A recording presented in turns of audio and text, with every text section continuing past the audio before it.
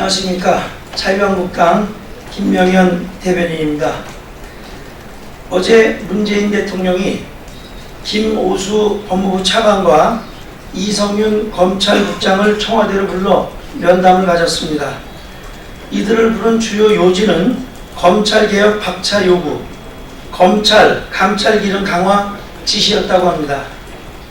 지금 검찰개혁 메시지는 이례적인 면담 일정 등을 통해 하루에 몇 번씩이나 대통령 입에서 나가고 있습니다. 반면 그 외의 문제들은 어떻습니까? 조국으로 인한 국론 분열과 인사 실패에 대한 제대로 된 사과조차 없습니다. 정권 입맛에 맞는 통계로 경제 위기를 오히려 자아자찬하고 있습니다. 외교 파탄, 굴종 안보 사태를 해결하려는 시도는커녕 국민 감정 자극에만 치중했습니다. 미북 대화 분위기에 편승한 중재자 역할로는 대북 정책이 실패한 지금 한마디 언급조차 없습니다. 이쯤 되면 대통령이 검찰에 요청한 강력한 자기정화 기능은 청와대와 정부 부처에 더 시급한 것이 명백합니다.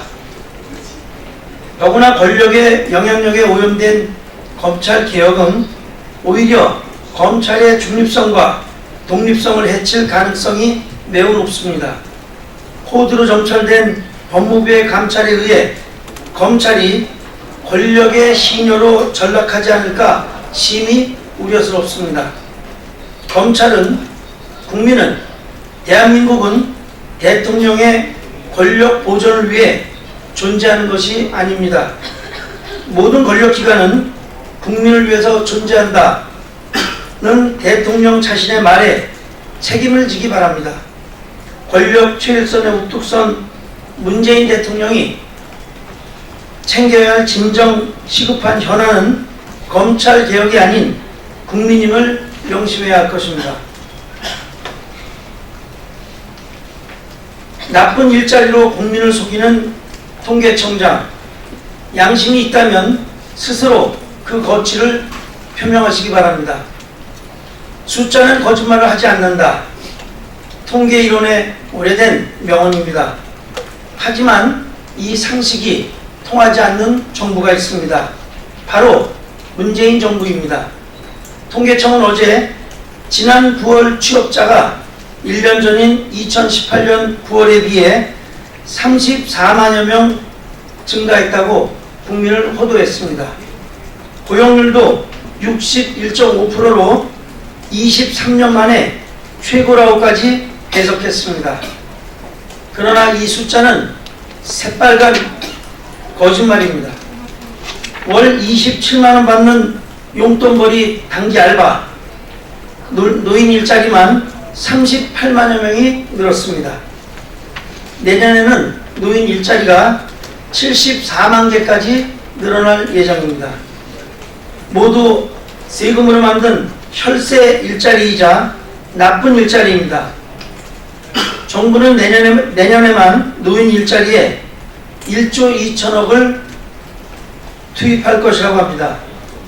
국민의 피와 땀을 생색내기 쇼에 탕진하는 나쁜 정부가 아닐 수 없습니다.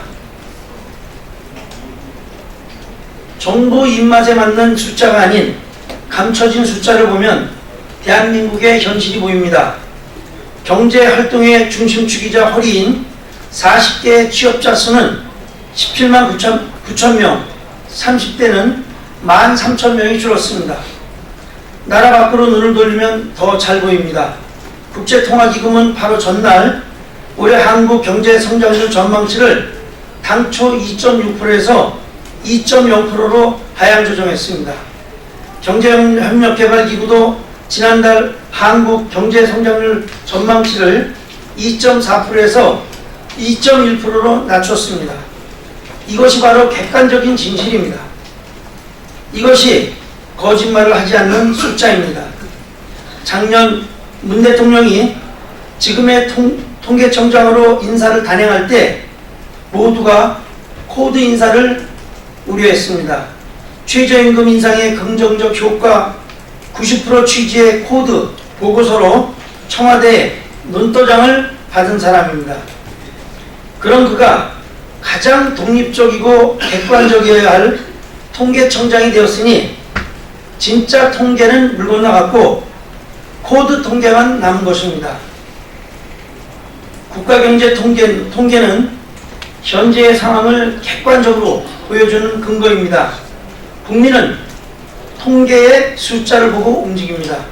정부의 욕심이 개입돼 잘못된 정책을 자초하면 그 폐해는 고스란히 국민에게 돌아갑니다. 더 이상 얼마나 국가 경제가 무너져야 합니까? 이미 건물마다 공실이 넘쳐나고 개업한 지 1년도 채 되지 않아 폐업하는 자영업자가 부지기수입니다. 미국 통계학자 캐럴 라이트는 숫자는 거짓말을 하지 않는다. 그러나 거짓말쟁이들은 숫자를 어떻게 이용할까 궁리한다라고 했습니다. 거짓말쟁이 통계청장이 국민의 눈을 가리고 국가 경제를 망치고 있습니다. 양심이 있다면 무거운 책임을 지고 스스로 거취를 표명할 일입니다.